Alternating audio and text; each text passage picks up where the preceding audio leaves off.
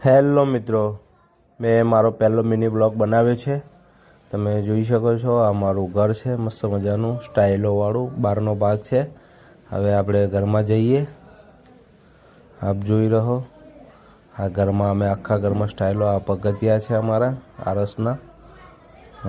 મસ્ત મજાના સ્ટાઇલો લગાવી છે, મસ્ત ડિઝાઇનવાળી સ્ટાઇલો લગાવી છે, જોઈ શકો છો આપ।